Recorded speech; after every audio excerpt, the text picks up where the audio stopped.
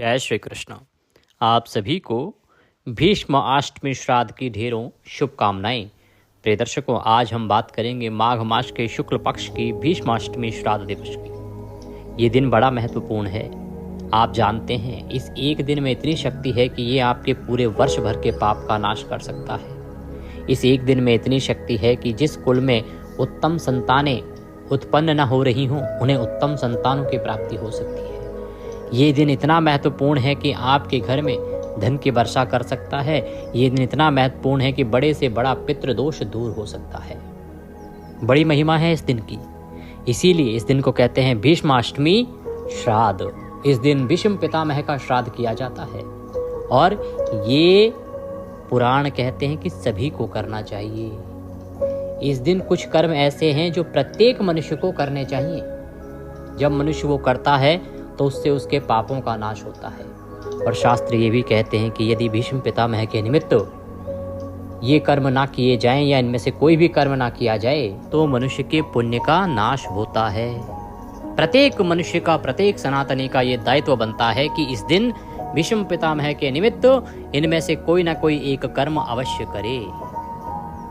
कैसे 4 लोटा जल आपकी किस्मत बदल सकता है, कैसे आपको भीष्म पितामह को वो लोटे जल अर्पित करना है, तर्पण करना है या श्राद्ध करना है, क्या करना आवश्यक है, क्यों करना चाहिए, किस पुराण में क्या लिखा है, संपूर्ण जानकारी आपको इस वीडियो के माध्यम से प्रदान की जाएगी।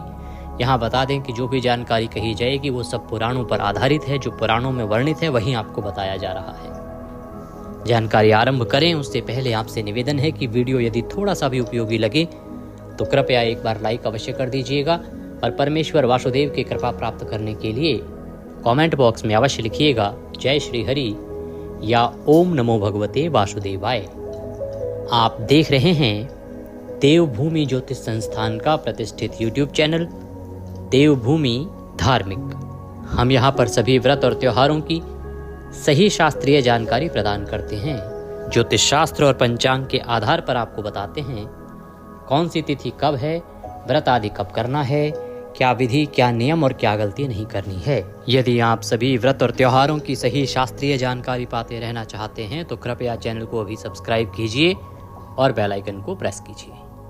आइए प्रिय दर्शकों, जानकारी आरंभ करते हैं। बात करते हैं इस बहुत बड़े दिन की और कैसे मात्र 5 से 8 मिनट में आप इसका लाभ ले सकते हैं। शुक्ला अष्टम्याम तु माघस्य दद्यात् भीष्माय यो जलम संवत्सर कृतं पापम क्षणादेव नश्यन्ते।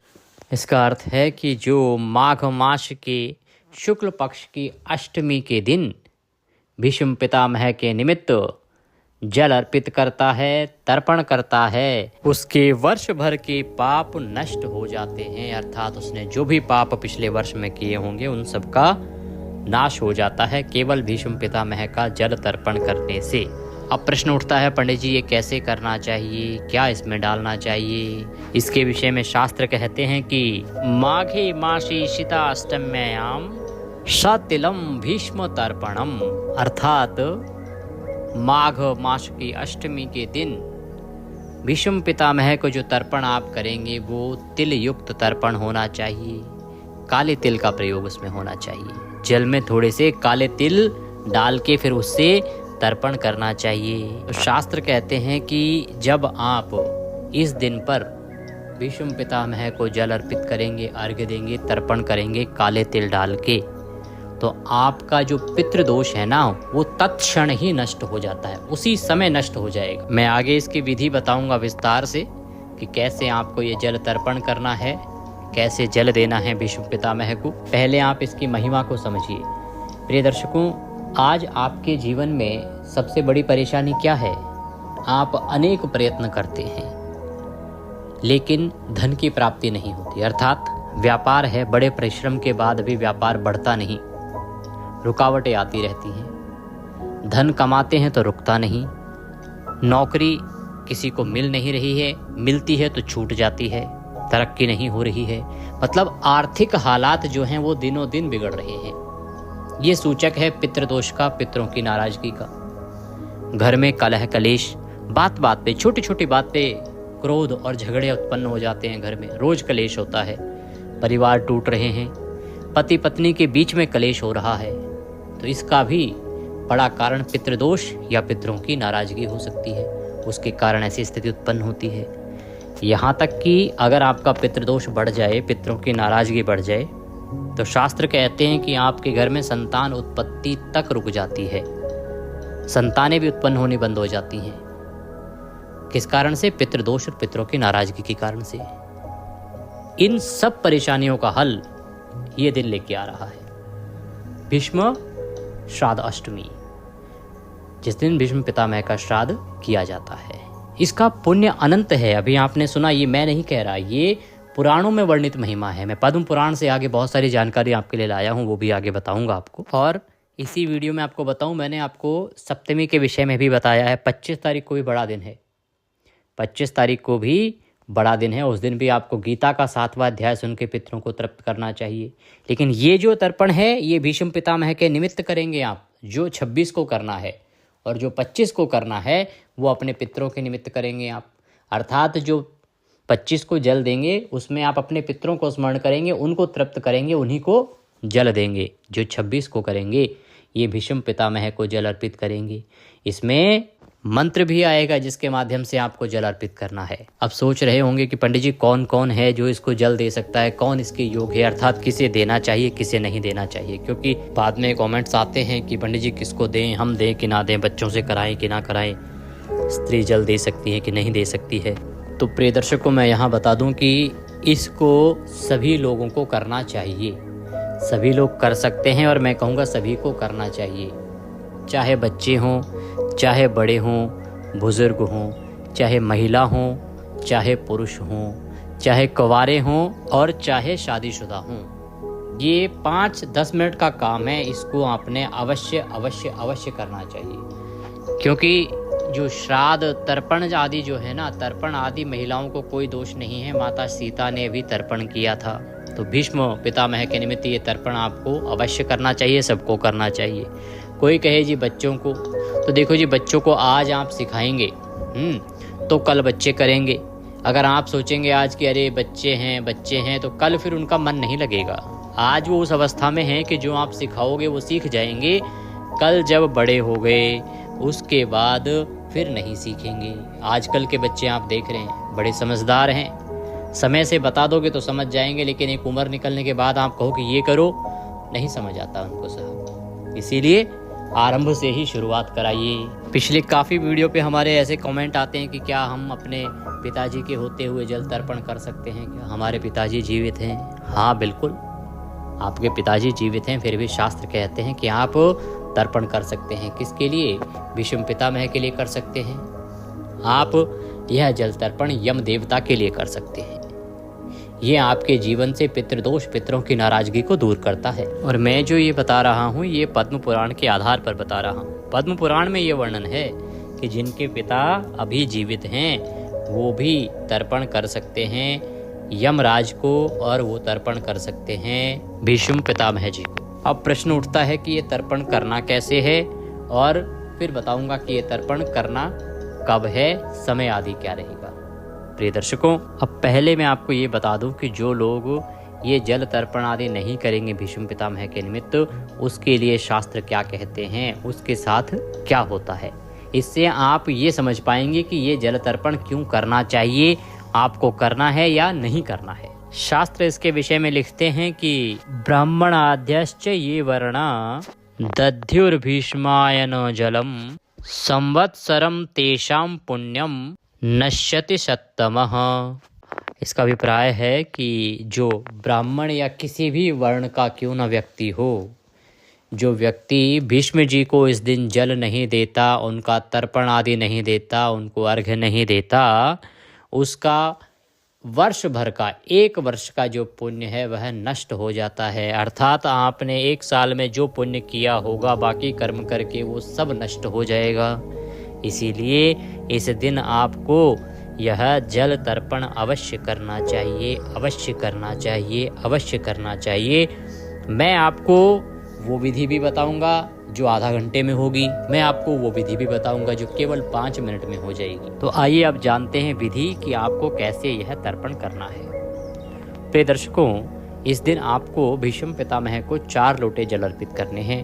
वो किस प्रकार से करने हैं वो मैं आपको बता देता हूँ। सबसे पहले तो आप जब तर्पण के लिए बैठेंगे ना, तो जो लोग जनेऊ धारण करते हैं तो वो आप सभ्य करके बैठेंगे, अर्थात दाहिने तरफ अपने जनेऊ को कर लेंगे। या ये कहें कि जो लोग तौलिया रख के बैठते हैं वो दाहिने तरफ रखेंगे।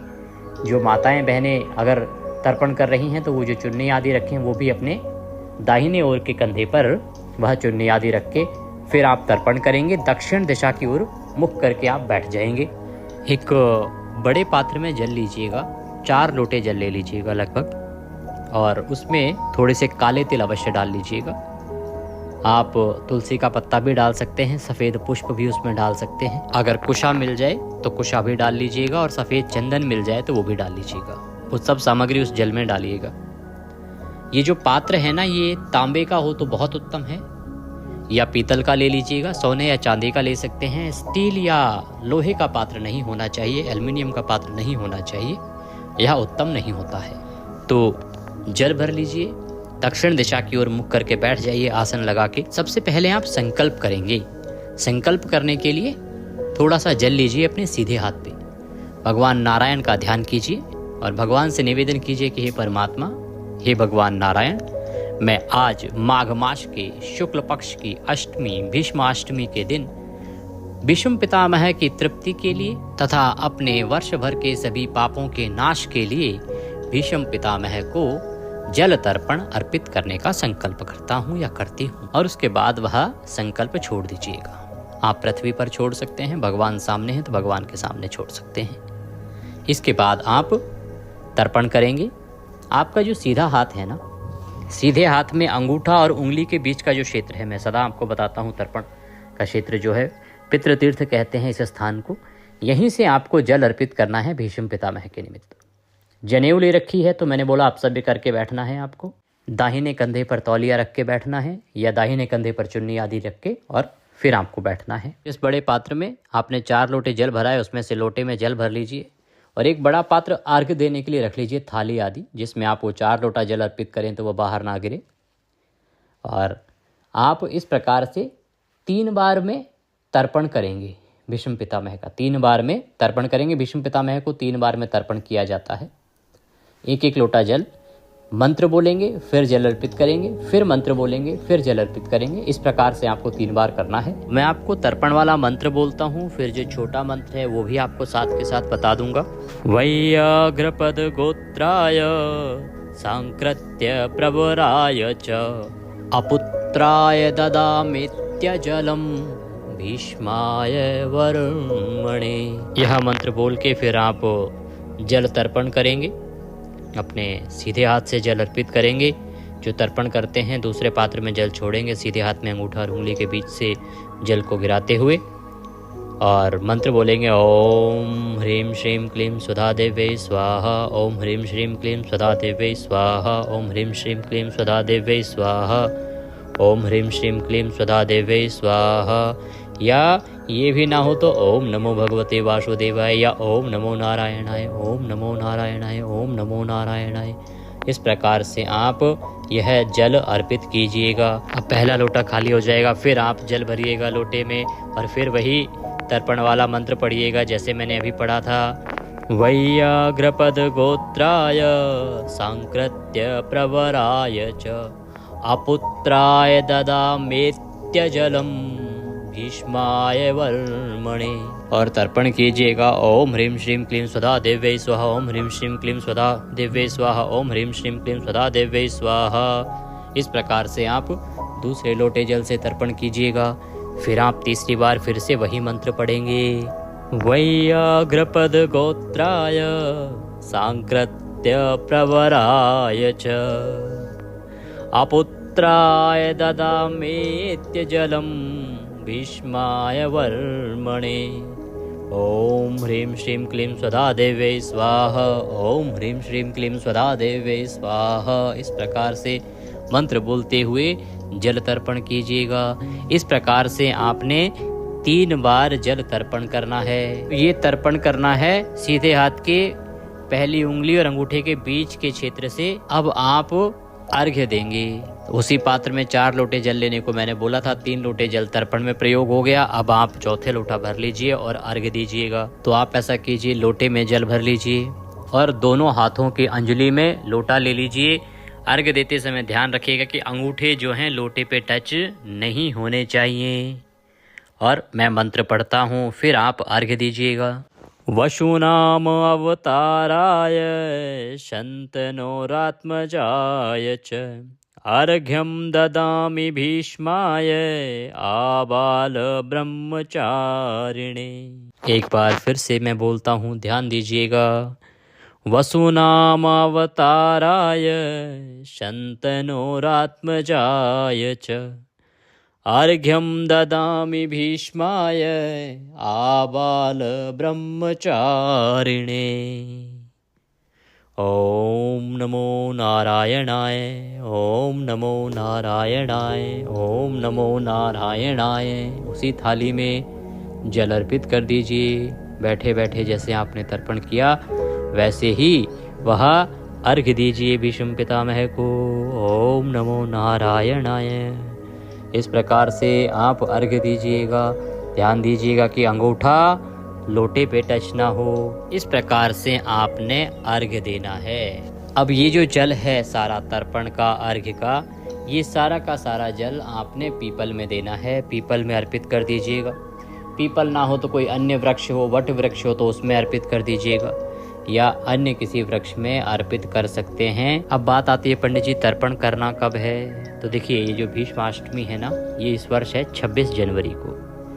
इस तर्पण को करने के लिए यूँ तो आप सूर्य उदय से और सूर्यास्त के बीच में कभी भी इसको कर सकते हैं, पर सूर्यास्त से पहले पहले, सूर्यास्त के बाद पितृ तर्पण आदि कार्य नहीं किए जाते हैं। इसका ध्यान रखिएगा। उत्तम बात करें तो उत्तम मुहूर्त होता है इसका कुतुब काल का समय, जो प्रतिदिन लगभग 11:30-35 से और 12:15 के बीच में रहता है पूरे भारत में। बाकी ये सभी राज्यों में अलग अलग समय होता है, तो थोड़ा सा आगे पीछे रहता है ये। पर ये माना जाता है कि लगभग 11:40 से और 12:18 के बीच में लगभग पूरे भारत में आपको कुतुब काल का मुहूर्त मिल ही जाता है। तो इस समय में अगर करें तो बहुत उत्तम होता है। तो ये करना है आपने 26 जनवरी को। एक कार्य और कर सकते हैं कि जो मैं विधि बताता हूँ आपको गीता के 7वें अध्याय की, वह गीता का 7वां अध्याय पढ़ के भी भीष्म पितामह को निवेदन कर सकते हैं। गीता का 7वां अध्याय सुनिएगा, लोटा सामने रखिएगा। जिस प्रकार से मैंने ये व्यवस्था बताई वैसे ही बैठिएगा, सामने लोटा रखिएगा, गीता का 7वां अध्याय श्रवण कीजिएगा। संकल्प आप कर चुके हैं, भगवान से निवेदन कीजिएगा कि प्रभु, ये गीता के 7वें अध्याय का संपूर्ण पुण्य भी मैं भीष्म पितामह को अर्पित करता हूँ, यह उन्हें प्राप्त हो और वो तृप्त हो। जैसे ही ये कर्म करेंगे आप, तो शास्त्र कहते हैं कि आपके 1 वर्ष के पाप उसी क्षण नष्ट हो जाते हैं, और यह आपके पितृदोष को दूर करता है, पितरों को तृप्त करता है। और जो नहीं करता उसको क्या मिलता है मैंने आपको बता ही दिया। तो अवश्य इस कर्म को कीजिएगा। भीष्म पितामह के निमित्त ये 4 लोटे जल बड़े चमत्कारी होते हैं। इसके साथ ही जो सप्तमी है अर्थात 25 तारीख को, उसका वीडियो भी देख लीजिएगा अगर नहीं देखा है तो। बड़ा महत्वपूर्ण है, बहुत बड़ी तिथि है, जीवन का परिवर्तन कर सकती है, साथ ही बड़ी बड़ी परेशानियों का हल कर सकती है। बार बार नहीं आती। ये माघ मास बड़ा महत्वपूर्ण मास होता है, इसकी तिथियां बड़ी महत्वपूर्ण हैं। एक एक तिथि में पुण्य छुपा है, लाभ लेते जाइए। चैनल पर नए हैं तो जुड़ जाइए, और अगर अभी तक आप व्हाट्सएप पर नहीं जुड़े हैं तो हमारे साथ व्हाट्सएप पर अवश्य जुड़ जाइए। कारण ये है कि बहुत सी जानकारियाँ यूट्यूब पर आपसे छूट जाती हैं। व्हाट्सएप पर जब आप जुड़ जाएंगे तो हम आपको सभी जानकारी सीधे मोबाइल पर भेजते रहेंगे। जैसे अभी तर्पण के मंत्र हैं, ये सब आपको वहाँ दिखाई नहीं देते, व्हाट्सएप पर हम आपको ग्रुप में डाल देते हैं, आपको प्राप्त हो जाएंगे, मोबाइल पर प्राप्त होते रहेंगे। अगर जुड़ना चाहते हैं तो आपके वीडियो के स्क्रीन पर नंबर आ रहा होगा 900 से, उस पर व्हाट्सएप मैसेज लिखिए, अपना नाम कहिए कि आपके नंबर को ऐड कर दिया जाए, तो हम आपके नंबर को व्हाट्सएप पर ऐड करेंगे, ग्रुप में ऐड करेंगे। फिर सभी जानकारी सीधे आपको मोबाइल पर आती रहेंगी। यदि आप ग्रुप में ऐड होना चाहते हैं तो वो लिखिएगा। अगर आप व्यक्तिगत रूप से मैसेज प्राप्त करना चाहते हैं तो वो लिखिएगा, फिर आपको व्यक्तिगत रूप से मैसेज प्राप्त होंगे। अगर आप दक्षिणा आदि कुछ भी अर्पित करना चाहते हैं तो आपकी स्क्रीन पर जो नंबर आ रहा है 900 से, इसी पर भेज सकते हैं। जो QR कोड उसके साथ में दिया है उसको स्कैन करके भी सीधा हमारे बैंक खाते में भेज सकते हैं। आज के लिए इतना ही। भगवान नारायण सब पर कृपा करें। आज का माघ मास महात्म्य और दुर्गा सप्तशती पाठ सुनना ना भूलिएगा। हरे कृष्ण।